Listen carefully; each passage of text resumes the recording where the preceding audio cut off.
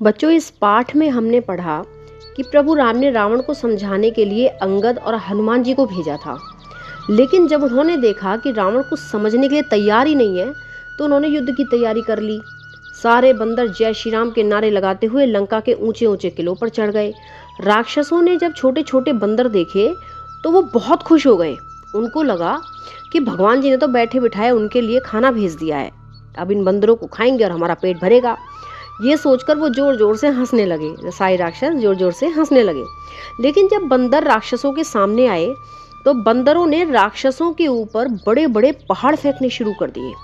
पहाड़ों की चोट से सारे राक्षस किले से नीचे गिरने लगे। फिर एक एक राक्षस पर 100-100 बंदर चिपट गए और उन्हें नोच नोच कर फाड़ने लगे। फिर हनुमान जी और अंगद जब पहाड़ को उठाकर किले पर चढ़ गए तो सारे राक्षस उन महाशक्तिशाली वानरों को देखकर डर के मारे वापस भागने लगे। तो बच्चों, जैसे सारे राक्षस बंदरों को छोटा समझ रहे थे, उनको लग रहा था कि ये छोटे छोटे बंदर हमारा क्या बिगाड़ पाएंगे, लेकिन उन छोटे छोटे बंदरों ने ही उन राक्षसों को फाड़ डाला। तो इसी तरह से हमें भी किसी को कभी छोटा नहीं समझना चाहिए।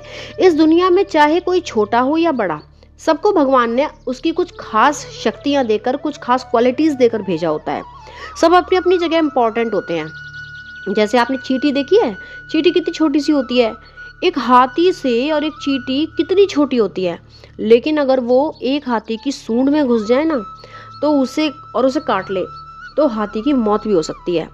या जैसे अगर हमारे घर में मान लो कोई सांप का छोटा सा बच्चा घुस जाए तो परिवार के सारे लोग उससे बचने के लिए इधर उधर दौड़ने लगेंगे।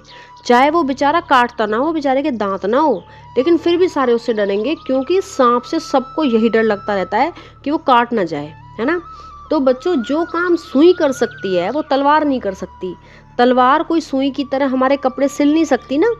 तो हमें कभी किसी को छोटा या कमजोर नहीं समझना चाहिए।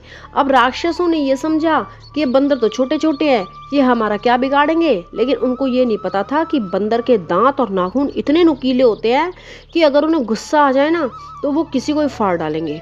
इसीलिए तो जिन बंदरों को राक्षस अपना भोजन समझकर खुश हो रहे थे, उन्हीं बंदरों ने राक्षसों को चीर फाड़ के तड़पा तड़पा के मार डाला। तो बच्चों, भगवान राम कहते हैं हमें किसी को छोटा समझकर या कमजोर समझकर उसका अपमान नहीं करना चाहिए, बल्कि हमें सबका सम्मान